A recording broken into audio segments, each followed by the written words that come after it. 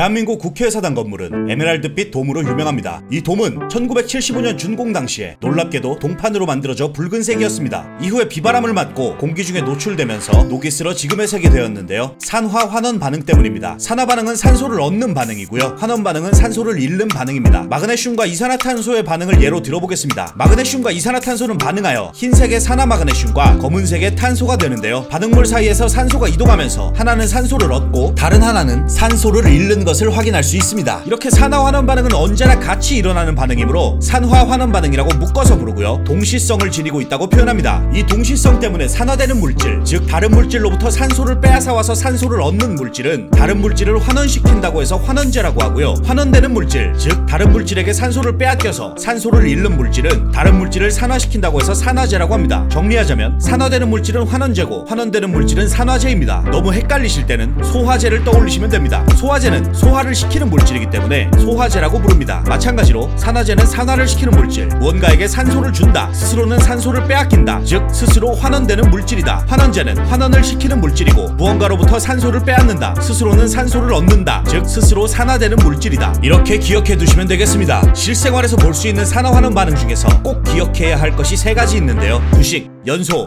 재련입니다. 부식은 금속 표면에서 산화가 일어나 변질되는 현상인데요. 흔히 녹이 쓴다고 표현합니다. 천천히 일어나는 반응이죠. 국회의 지붕이 이 부식에 의해 동판의 붉은색에서 에메랄드빛으로 변했습니다. 연소는 불꽃, 빛, 열을 내며 산소와 빠르게 결합하는 반응입니다. 구리에 불을 붙여 산소와 반응하는 경우, 그리고 마그네슘이 이산화탄소와 반응하는 경우를 예로 들 수 있습니다. 금속 외에도 에탄올이나 부테인, 프로페인 같은 연료의 연소 반응 또한 산화하는 반응 중 연소 반응의 좋은 예시가 됩니다. 재련의 경우 그 원리를 알아두어야 할 필요가 있는데요. 자연에서 발견되는 철은 순수한 철의 형태가 아니라 산소와 결합한 철광석의 형태로 존재합니다. 따라서 환원 반응을 이용하여 순수한 철을 정제할 필요가 있는 것입니다. 여기서 탄소로 이루어진 코크스를 산화시켜 일산화탄소를 만들어내고요. 철광석, 즉 산화철과 코크스를 산화시켜 만들어낸 일산화탄소를 환원제로 반응시켜 순수한 철과 이산화탄소를 만들어냅니다. 마지막으로 기타 산화환원 반응의 예시로는 과일에서 일어나는 갈변, 광합성, 적혈구의 산소 운반, 과산화수소를 이용한 표백과 소독 등이 있습니다. 여러분은 주변에서 금속이 습한 곳에 있을 때 녹이 더 빠르게 쓰는 것, 즉 부식이 빠르게 일어나는 것을 본 적이 있으실 겁니다. 비에 젖은 채 방치된 우산처럼 말이죠. 부식 반응은 물과 산소가 많을수록 활발하게 진행되기 때문인데요. 우리 생활 속에서는 부식을 막기 위해 다양한 방법을 사용하고 있습니다. 첫째로는 페인트칠, 기름칠과 같은 칠이나 도금을 통해 물과 산소의 접촉을 차단하는 방법이 있고요. 둘째로는 산화가 더 잘 일어나는, 즉 산소를 더 끌어당기는 반응성이 더 큰 금속을 접촉시켜 이 금속을 먼저 산화시키는 방법, 희생금속을 사용하는 방법이 있습니다. 마지막으로는 스테인리스처럼 합금을 통해 부식하기 쉬운 성질을 변화시키는 방법이 있습니다. 이 사진은 직접 가서 찍은 국회의사당 지붕의 안쪽 사진인데요. 부식 방지법 중에 하나를 사용했기 때문에 초록색으로 녹슬지 않고 색을 유지하고 있다는 것을 알 수 있습니다. 이번 시간에는 산화환원 반응의 개념과 그 동시성으로 인해 반응물들이 산화제와 환원제로 불린다는 것, 그리고 다양한 산화환원 반응의 예시로 부식, 연소, 재련, 기타 산화환원 반응이 있다는 것, 마지막으로 부식 방지법 3가지에 대해 알아보았습니다. 지금까지 과학교사 K였습니다.